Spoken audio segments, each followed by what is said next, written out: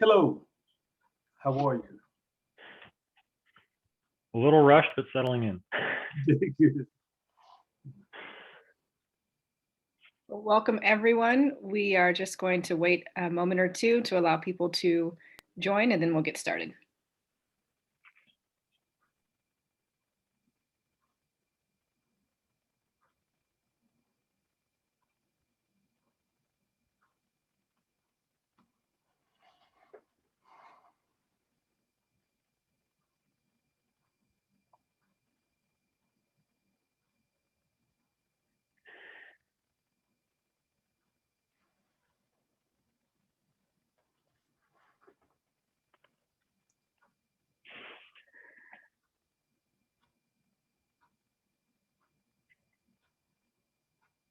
All right, welcome everyone to our 40th anniversary Black History Month this year. We're very excited to have you all with us. First, I'd like to just go over a few technical things. Everyone's mics are off. You will be muted for the duration of the event, and your cameras will also be off. We ask that if at any point you have any questions, please enter them in the Q&A box, and we will do our best at the end of the session to get to any of your questions. And now I'd like to turn it over to Dr. Thieler, who is the chair of the Woods Hole Diversity Initiative, to give us a few welcome remarks. Hi, thanks, Angie. Good afternoon. My name is Rob Thieler. I'm the Center Director of the U.S. Geological Survey Coastal Marine Science Center here in Woods Hole and the chair of the Woods Hole Diversity Initiative. Welcome to the Woods Hole Scientific Community's ongoing 40th anniversary celebration of Black History Month. For those of you able to attend the previous 3 events, you have partaken of a truly engaging and rich series that delved deeply into the joys, the challenges, and the pain that members of our community have experienced, and how that calls us to both reflect and to act. Today's discussion of Dr. Ernest Everett Just is a significant historical exploration in that same vein. In 2004, the leaders of the 6 Woods Hole Science Institutions, the Marine Biological Laboratory, the NOAA Northeast Fisheries Science Center, the Sea Education Association, the USGS, the Woods Hole Oceanographic Institution, and the Woodwell Climate Research Center signed a memorandum committing our institutions to work together to attract and retain a more diverse workforce.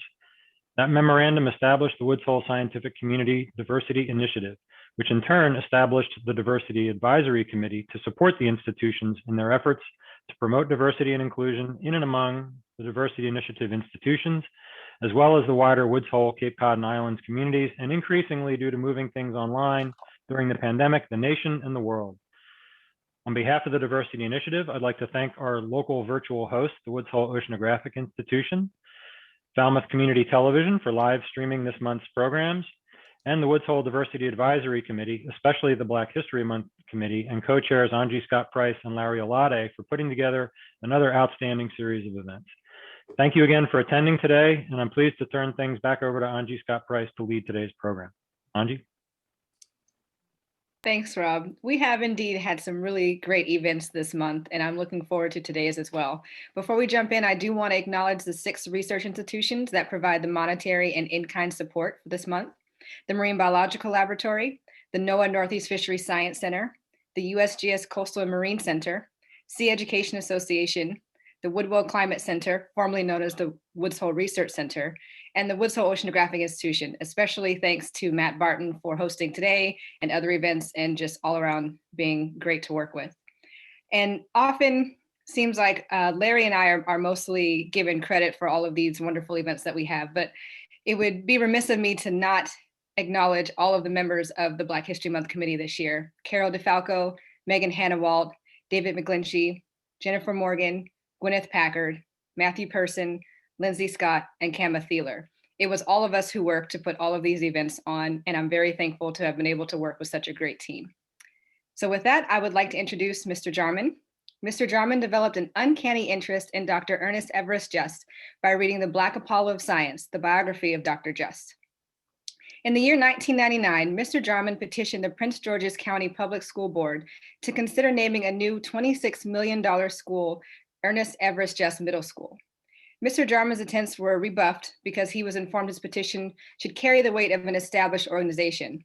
Failing to find organizational support, Mr. Jarmon created a not-for-profit organization, the Ernest Everett Just Foundation, Inc. Then the foundation petitions not only for the naming of the school, but that it be designated as a science, technology, engineering, and mathematics or STEM school. Both petitions were granted, and thus the Ernest Everett Just Middle School was created to promote the education of STEM students. Around 2007, the Ernest Everett Just Foundation searched for a sponsor to create a bond bill to raise funds to erect a life-size statue of Dr. Just on the campus of Ernest Everett Just Middle School.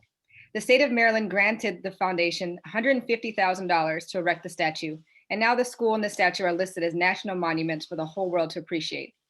Currently, the foundation is attracting scientists, doctors, and other educators to mentor STEM students and to help raise scholarship funds for high school graduates pursuing STEM studies in college. And it's quite fitting for Mr. Jarmon to be giving us this lecture today, as the author of the book, The Black Apollo of Science, Dr. Kenneth Manning, was our first Woods Hole Black History Month lecturer about 40 years ago. So thank you for bringing it back round circle for us, Mr. Jarmon, and I'd like to welcome you to give your lecture. Thank you, Angie, for your kind words, and because it is I who is honored to speak to you, Dr. Alate, Dr. Thieler, and the entire Woods Hole family about a subject that has captured my attention for almost 40 years. And I find it also ironic that this year is the 40th year that Woods Hole has recognized Black History Month. I also wish to thank Dr. Ambrose Gerald, retired, who became very instrumental as it relates to inviting me to this entire Woods Hole family and community. Therefore, the title of this lecture is, why is Dr. Ernest Everett Just so important to Black History Month? Black History Month started off as being Black History Week, and it was promoted as such by Dr. Carter G. Woodson. Carter Godwin Woodson was born December 19, 1875, and was educated as an American historian, author, journalist, and the founder of the Association of the Study of African American Life and History. Dr. Woodson received graduate degrees from the University of Chicago in 1912. He was the second African American after W.B. Du Bois to obtain a PhD from Harvard University. Most of Dr. Woodson's academic career was spent at Howard University, where he eventually served as the Dean of the College of Arts and Sciences. Dr. Woodson became a member of the American Historical Association, and he quickly realized, and I quote Dr. Woodson, the AHA had no interest in Black history, end of quote. Although Dr. Woodson was a dues-paying member of the AHA, he was not allowed to attend its conferences. After careful observation, Dr. Woodson became convinced that the role and the contributions from people of color was being ignored and are misrepresented among white educators and historians. Therefore, with others like William D. Hargrove, George Cleveland Hall, Alexander L. Jackson, and James E. Stamps, they founded the Association for the Study of Negro Life and History on September the 9th, 1915 in Chicago, Illinois. Dr. Woodson was a member of the first Black professional fraternity, Sigma Pi Phi, and he was also a member of the Omega Psi Phi fraternity. Dr. Woodson believed that education and increasing social and professional contacts among people of color and white people could reduce racism. And for that reason, he promoted the organized study of African American history.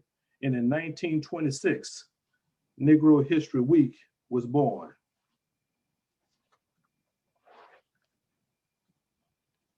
Now, the NAACP was founded February 12, 1909, partly as a response to the continuing horrific practice of lynching, employing mob violence, and in 1908, a race riot in Springfield, Illinois, the capital of Illinois, which happened to be the final resting place of the 16th President of the United States, Abraham Lincoln. The summer race riots and the Black murderers that were held in Springfield in 1908 resulted in countless Blacks being lynched on August the 14th through August the 16th. The NAACP stated its goals as securing for all people the right guaranteed in the 13th, 14th, and 15th Amendments to the United States Constitution, which was added to end slavery, create the equal protection of the law, and university adult suffrage, respectfully. Therefore, its principal objective is to ensure the political, educational, and social and economic equality of minority group citizens of the United States and eliminate race prejudice. The NAACP's mission is to remove all barriers of racial discrimination through the democratic process. Incidentally, Ernest Everett was born August 14th, 1883 in Charleston, South Carolina. When Dr. Woodson designated the second week in February as Negro History Week, that designation was given to mark the birthdays of Abraham Lincoln and Frederick Douglass.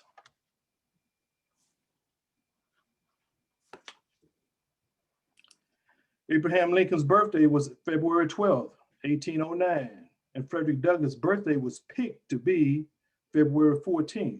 No one knows what year. February 14th was picked as his birthday because February 14th was Valentine's Day. And those who know the story of Frederick Douglass may remember that he actually emancipated himself. He was born into slavery. He emancipated himself. And when he became well known as an orator, he wanted to know when his birthday was. He wrote to the only man that he thought may give him that information, who was his biological father, wrote him 3 times asking him when was his birthday. He never would tell him. So in Frederick Douglass' way of doing things, he declared February 14th, Valentine's Day, as his birthday. Since the NAACP was founded on February 12, 1909, it wanted to direct attention to that date each year by granting on that day one African American a distinguished honor, recognizing his or her scholarship, professionalism, leadership, grace, and the highest ethical and social standards that could be achieved by one person in a lifetime. Therefore, the NAACP created the Spingarn Medal. The Spingarn Medal was instituted in 1914 by the late J.E. Spingarn, then chairman of the NAACP Board of Directors. This award was a $100 gold medal, and its purpose was twofold. One, to call attention to the American people to the existence of distinguished merit and achievements among American and African descent, and 2, to serve as a reward for such achievement and as a stimulus to the ambition of youth of color. The committee that was put together to decide who would receive this first ever prestigious award were Bishop John Hurst, chairman of the committee; William Howard Taft, ex-president of the United States; John Hope, president of Morehouse College; Dr. James Dillard, director of the Jeans and Slaughter Funds; and Mr. Oswald Garrison Villard, president of the New York Evening Post Company. Ernest Everett was chosen for this award from a long list of candidates that were in many different professions, and he was recommended by men of the highest ethical, social, and professional stands. To add to Dr. Just's many personal accolades, his career as professor of the medical school at Howard University made him responsible for 35 out of 38 graduating students receiving certification as medical doctors immediately after graduation. A certification percentage rate that was highest in the country, and an academic achievement that was compared only to Harvard University. Therefore, the first ever Spingarn Medal was awarded to Ernest Just at an annual meeting of the NAACP held in New York City's Ethical Culture Hall, and it was awarded to him on February the 12th, 1915, by the governor of New York, the Honorable Charles S. Whitman, and in the presence of almost 2,000 people. Now to answer the question of the day, the question that this lecture poses, and a rhetorical question that has many answers to it. Why is Dr. Ernest Everett Just so important to Black History Month? Well, let's begin with Dr. Just was a role model. He was a brilliant scientist, a scholar, and a professional. He was meticulous, methodical, and he had very little patience for incompetence. What drove Dr. Just was knowing that his pursuit for excellence and his passion for research would in due time reveal the mysteries of life, add to his understanding to how the human body works. Where do diseases come from, and how to find cures to eradicate them? Dr. Just became important to Black history because he was an example for excellence. He understood social behavior and how to work within the funding system to obtain funds for research. And he understood the intricacies to minute details that so many others took for granted. Please take a look at all of the Spingarn Medal winners from 1915 through 2016 and notice what they all had in common.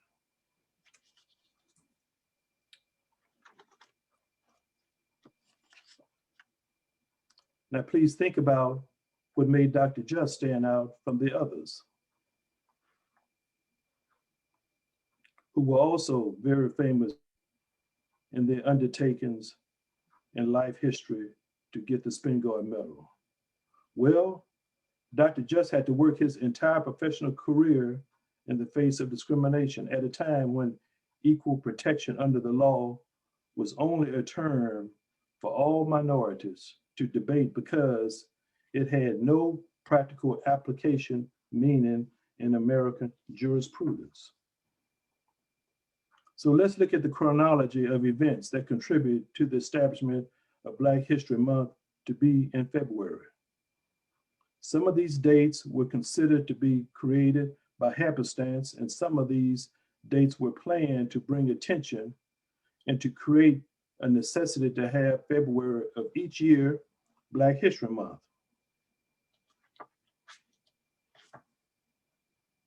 The chronology of events go like this. Number one, February 12, 1809, Abraham Lincoln was born. Number two, February 14th, every year after 1835, Frederick Douglass' birthday was recognized. Number three, August the 14th, 1883, Ernest Just was born. And 25 years later, to the day, on August 14th, many Blacks were murdered, terrorized, and hung from trees in Springfield, Illinois, on August the 14th through August the 16th in 1908, which was also in Springfield, the final resting place of Abraham Lincoln. Number five, on February the 12th, 1909, the National Association for the Advancement of Colored People was founded 100 years after Abraham Lincoln's birthday and 6 months after the race riots that were held in Springfield. Number 6, on February 12th, again, February 12th, 1915, the NAACP first ever Spin Guard medal was awarded to Dr. Ernest Everett Just. Number 7, Dr. Carter G. Woodson started promoting Negro History Week the second week of February for each year starting in 1926. And number 8, after this country recognized Black History Week for 50 years, President Gerald Ford understood its significance and importance, and in 1976 expanded Negro History Week to designate the month of February as Black History Month. It was so important to the NAACP that its first recipient of its most prestigious award to go to the person with impeccable credentials, a history of scholastic academics, and the ability to motivate others and to reach for and or to achieve greatness, because the NAACP knew that the person that is selected would be used to set a bar for minority academics and professional achievements. Therefore, when the NAACP conducted its search for its first award recipient, it found out that E.E. Just attended Meridian, New Hampshire College Preparatory High School, Kimball Union Academy. Just completed the 4-year program there in 3 years and graduated in 1903 with the highest grades in the class. Then Just enrolled in Dartmouth College in Hanover, New Hampshire, and also graduated Dartmouth as magna cum laude. While at Dartmouth, Just developed an interest in biology after learning about fertilization and egg development. Just won special honors in zoology and distinguished himself in botany, history, and sociology as well. Just was also honored as a Rufus Coat Scholar for 2 years and was elected to Phi Beta Kappa. Just was also a candidate to deliver his graduation commencement speech at Dartmouth, but he was not chosen because the faculty decided it would be an embarrassment to the school to allow the only Black in the graduating class to address the crowd of parents, alumni, and benefactors. Although the faculty knew Ernest Just had the social graces to give that commencement address, the faculty believed it would have made too glaring a fact that Ernest Just had won just about every student prize imaginable. When the NAACP learned about all of Just's achievements, this information made their search easy, and it was also made complete. The brilliance of Ernest Just was on display during several meetings at Howard University in 1911, as he brokered an agreement between some students and the university's administration. After several meetings, Ernest Just, a faculty professor and student advisor, collaborated with 3 students to establish the Omega Psi Phi fraternity. It was the first Black fraternity to be established on a Black campus. Howard University's faculty and administration initially opposed the idea of establishing fraternity, fearing that it could pose a political threat to Howard's white administration. However, with Ernest Just mediating this controversy, and despite its many doubts, the Omega Psi Phi fraternity Alpha chapter was chartered on Howard University's campus on November 17, 1911. The search committee that canvassed the country for more than 5 years to find the torchbearer to achieving a higher education for all African Americans was completed satisfied when a young Ernest Just separated himself from all other qualified candidates and distinguished himself as a teacher, a role model, a counselor, a trusted advisor, and a professional in every aspect of life. In 1910, Ernest Just was put in charge of a newly formed biology department at Howard University by President Wilbur P. Threlkeld. And in 1912, Just became head of the new Department of Zoology, a position he held until his death in 1941. When Ernest Just was first appointed to Howard University, he was also introduced to Frank R. Lilly, head of the Department of Zoology at the University of Chicago. Lilly was also director of the Marine Biological Laboratory in Woods Hole, Massachusetts, and he invited Just to spend the summer of 1909 as his research assistant at the Marine Biological Laboratory. During this time and later, Just experiments focused mainly on the eggs of marine invertebrates. He investigated the fertilization reaction and the breeding habits of many different species, and for the next 20 years or more, Just spent every summer but one at the Marine Biological Laboratory. During Just's tenure at Woods Hole, Just rose from student apprentice to an internationally respected scientist. It is an understatement to declare Ernest Just as a genius when it comes to the mechanics and the design of experiments. In the biography about Ernest Just, written by Dr. Kenneth Manning, there were several stories he wrote about a student's interaction with Dr. Just in that book that I now wish to bring to your attention.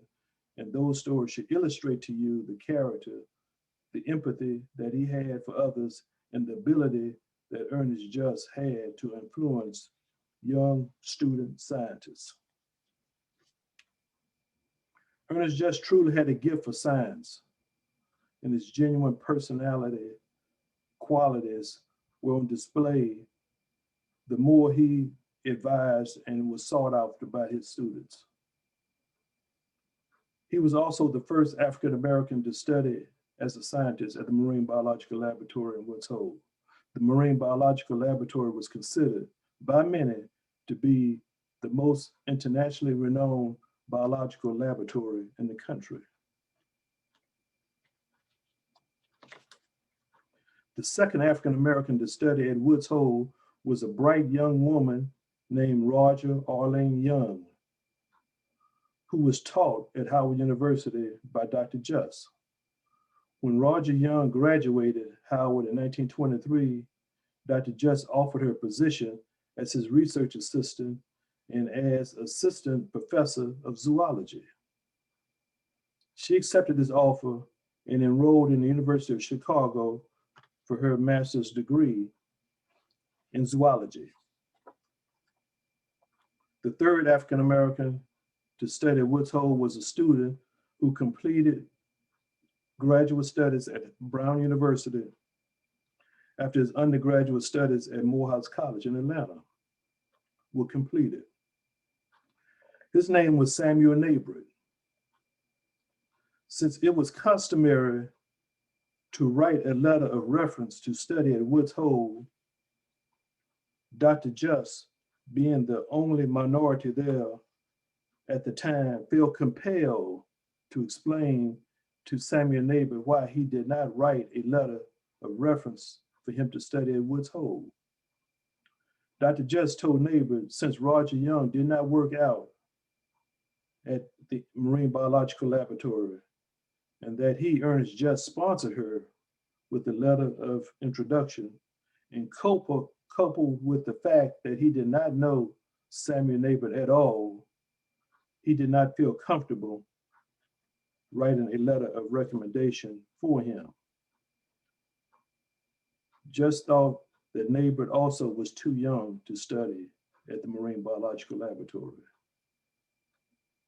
Regardless, after Just and Neighbor gave Neighbor his lengthy explanation as to why he did not sponsor him, they quickly found ways to collaborate and to support each other's experiments.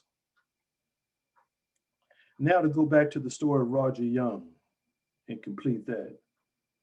In June 1929, Young began her PhD in zoology at the University of Chicago under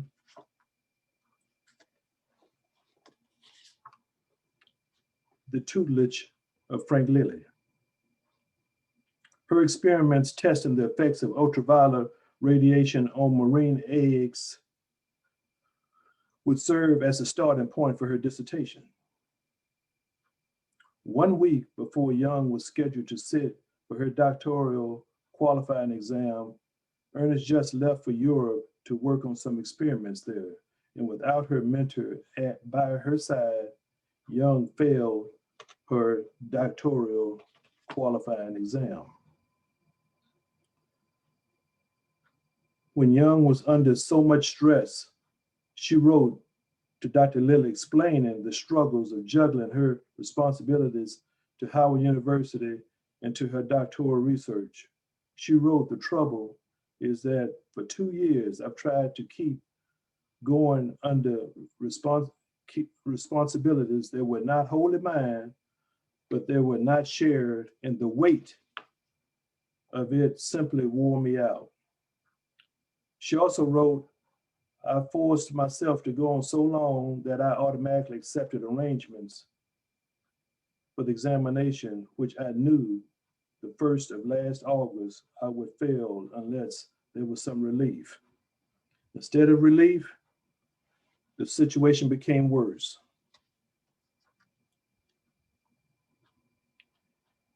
It also needs to be documented that Roger Young did obtain her PhD from the University of Pennsylvania after failing to do so at the University of Chicago. Dr. Just and Dr. Lilly were both believed to be responsible and had a degree of ownership for the course that Roger Young had to take to complete her doctoral requirements. In the Manning book, there was also a story about a German scientist that came to Woods Hole to give a lecture. And Dr. Just attended his lecture, as so many other scientists did. Well, during the course of the guest lecture, that scientist told a racial joke, and Dr. Just immediately jumped up and walked out of the lecture. Dr. Just did not return to that presentation and stayed in his cabin all day and all the next day without ever coming out. There were several attempts to get Dr. Just to come out of his cabin, but all attempts failed. On the 3rd day, Dr. Just came out of his cabin, went to breakfast as usual, and continued on with the rest of his day as if nothing out of the ordinary had happened. And finally, there was another story mentioned in the Black Apollo Science that described Dr. Just preparing to have the 60th birthday party for Dr. Lilly at the Marine Biological Laboratory. Dr. Just encouraged everyone to speak at that party before he did at Lilly's birthday party. And when Dr. Just finally spoke, it was hard to hear even a pin drop. Of course, Dr. Just was complimentary to all of what Dr. Lilly had done for him and for Woods Hole and the University of Chicago and the entire scientific community. And at the end of his congratulatory comments, Dr. Just mentioned that he had received more funds to conduct his research overseas in 1 year than he had in 20 years at Woods Hole. Maybe Dr. Just felt that he had to justify why he was considering leaving Woods Hole to conduct his research. Or maybe he felt embarrassed that he, as a top research scientist, was not commanding as much in funds for research as other advanced scientists he knew were getting. Or maybe he felt that he was giving Woods Hole one last chance to right his wrong and to make him feel the value that he felt that he deserved. No matter what Dr. Just reasons for his announcements and demeanor, it was not hard to believe that Dr. Just felt elements of discrimination, was dissecting the complementation of his lab work. Dr. Just may have left this world 80 years ago in October of this year, but in a larger sense, Dr. Just is still here with us, teaching us, mentoring us, counseling us to make our mark in this world by being truth tellers through science. Dr. Just realized the best scientists had to prove themselves by challenging the establishment.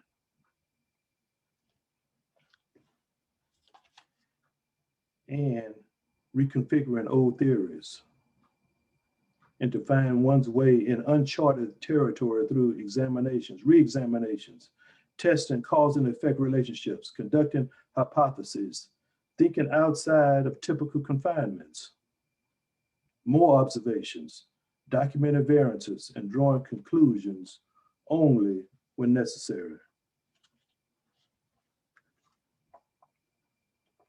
While at 58 years, Dr. Just left us too soon, but he left us with these words and a lot to think about. Dr. Just said, and I quote, "We feel the beauty of nature because we are a part of nature, and because we know that however much in our separate domains, we abstract from the unity of nature. This unity remains. Although we may deal with particulars, we return finally to the whole pattern woven out of this." End of quote.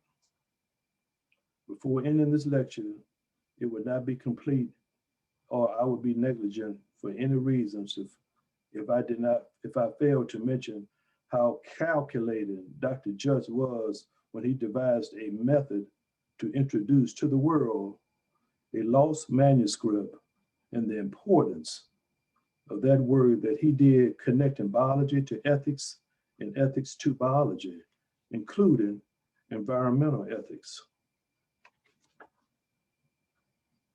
In 1902, there was a Russian zoologist named Peter Kropotkin who argued that ethical behavior is as much and likely more a factor in evolution than competitive struggle, survival of the fittest.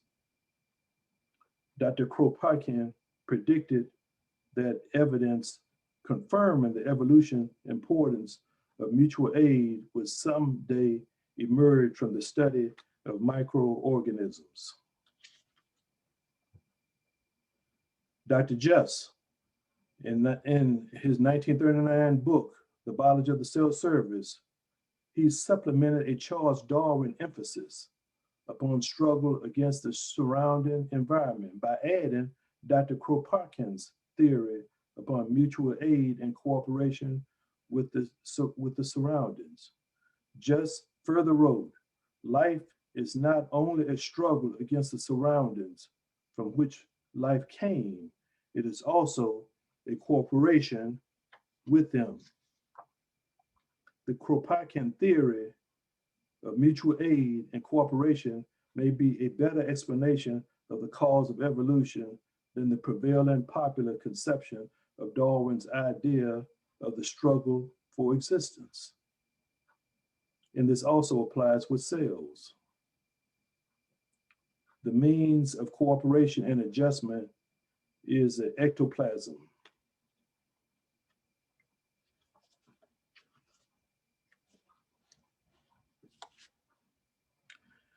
Just said he would deal with this point at a greater length in his forthcoming book. However, before he could persuade a publisher to print the said forthcoming work, Just died 27 October 1941.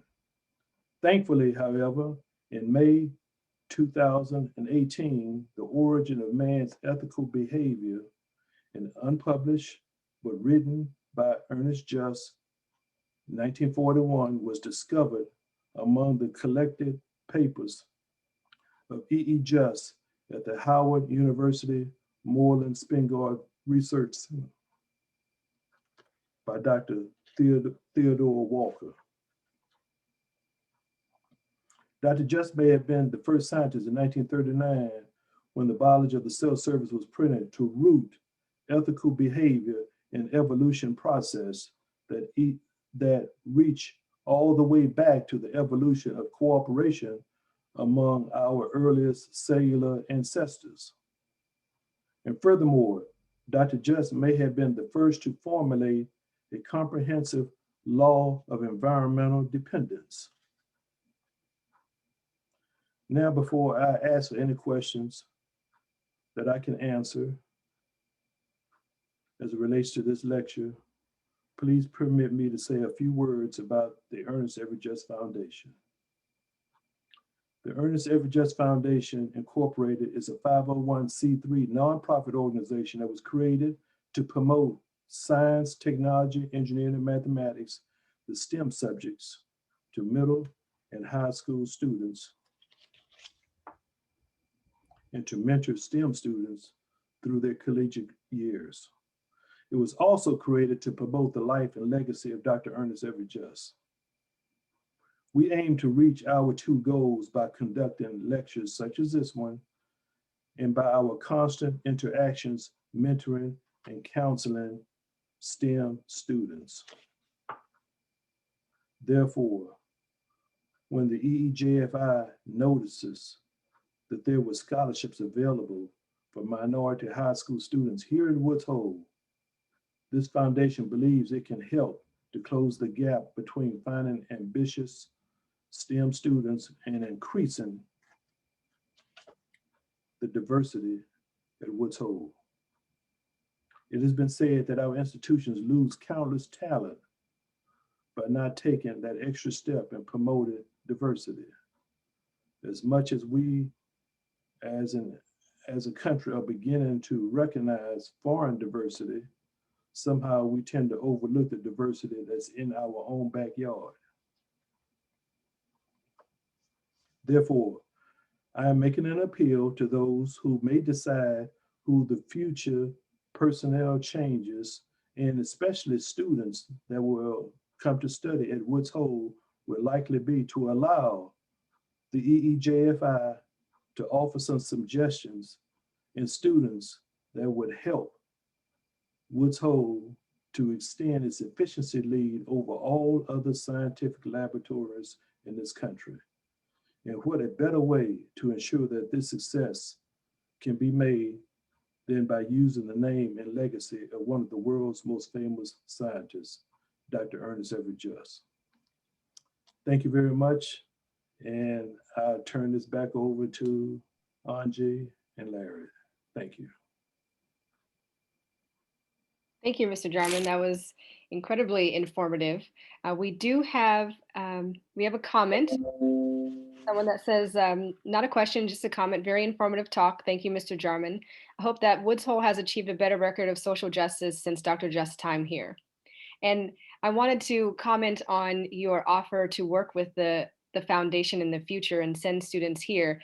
I will boldly speak on behalf of the Diversity Advisory Committee and say that we would welcome to have you join us in one of our committee meetings to talk about how we can do that, bring in some students in the future. I think that would be a fantastic part. Would love to. Absolutely. So let me move on to, we do have a few questions. Anonymous, is it so that Just's work at Howard University in comparison to his work in Woods Hole was a more administrative role? And was he limited in his capacity to conduct research at Howard? No, actually he conducted research at Woods Hole, but he did, it was usually in the summertime, but he worked at Howard throughout the year and for 20 years, and every summer after that, when school was not going on, he was actually doing his research and laboratory work at Woods Hole.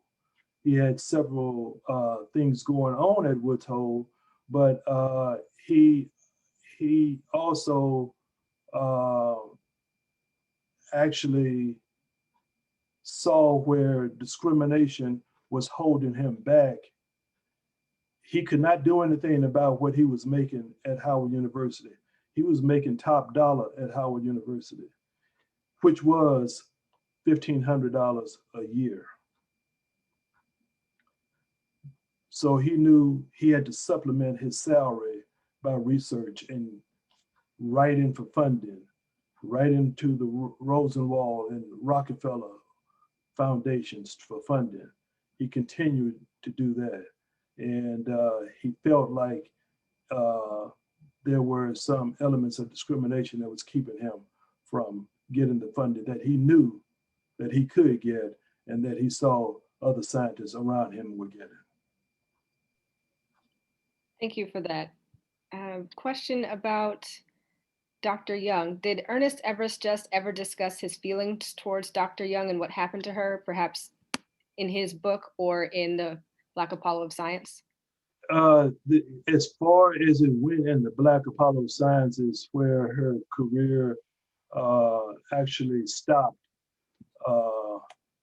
at University of Chicago and at Woods Hole when she did not, she had to leave there to go to University of Pennsylvania to work on her doctoral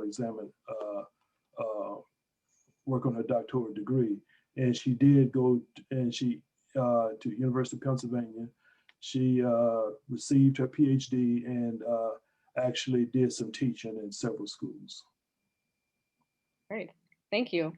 We have someone who's asking about the Ernest Everett Just Middle School. Could you tell us a little bit about that and how the students there are doing?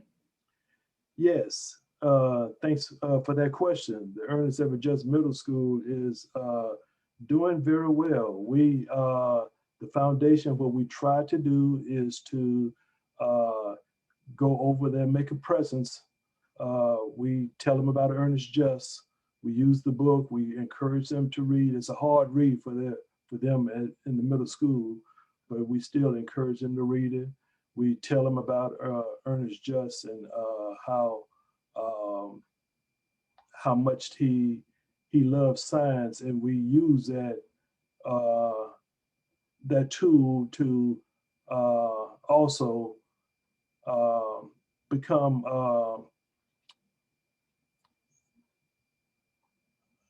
judges to their scientific projects that they have every year.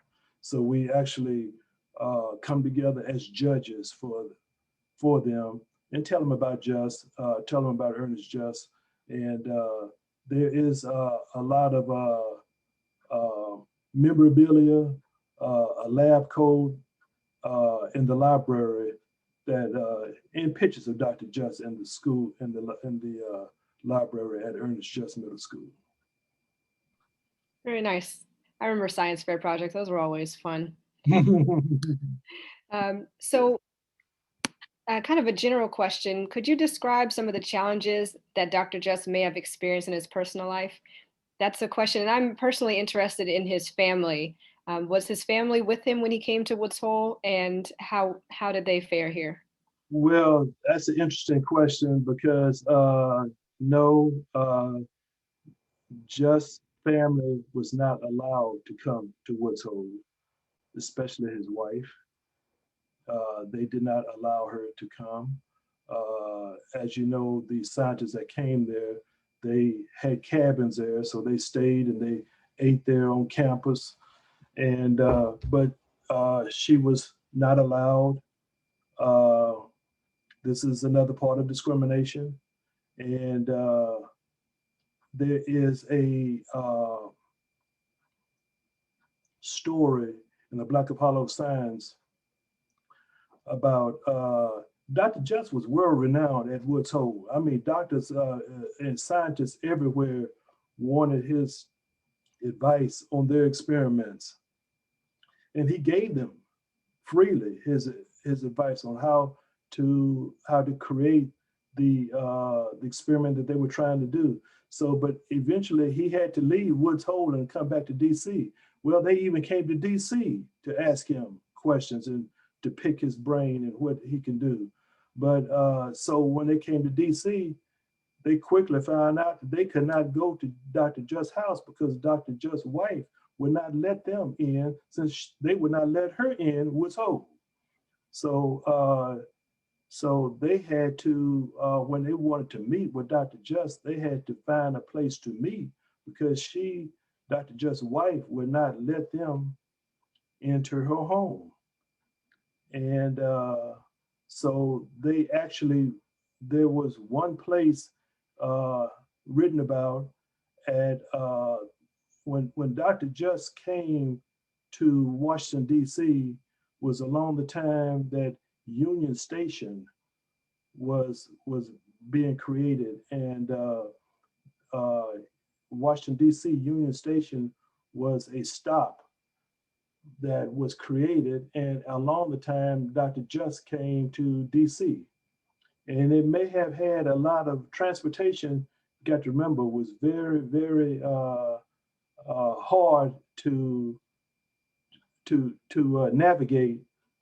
And when the scientists wanted to meet with Dr. Just, they had to go to Union Station. It was usually several, or not several, maybe one or two restaurants that you can meet with, blacks and whites could meet with and talk at Union Station. It was about the only place in Washington, D.C. because of discrimination.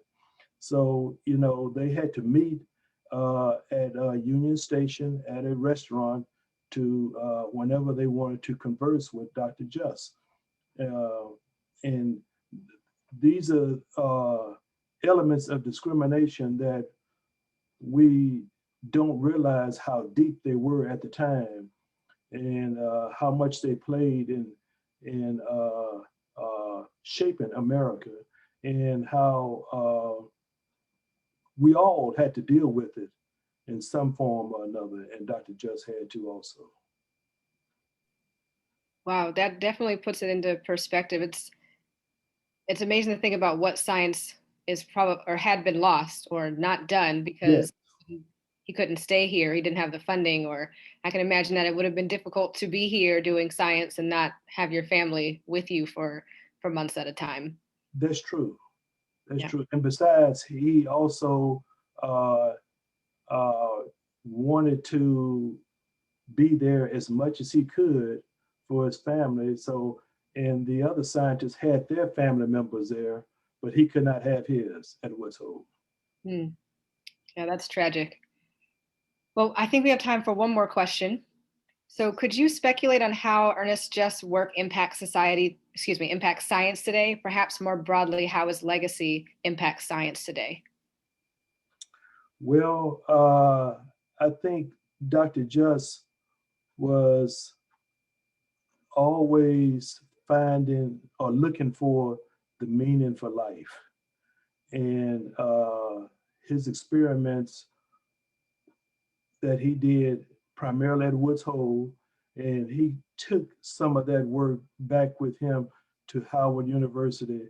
And like I said, a lot of what Dr. Just did was dependent upon what he saw the needs for his people, the country, Black people as a whole. And he knew, even though when he was at Dartmouth, he was pushed and encouraged to go into medical science. He wanted to go into research scientists. And so that's why he continued on to the University of Chicago and go into research scientists. But when he became professor over the biology department at Howard University, he pushed all of his students into medical science because that's what was needed. And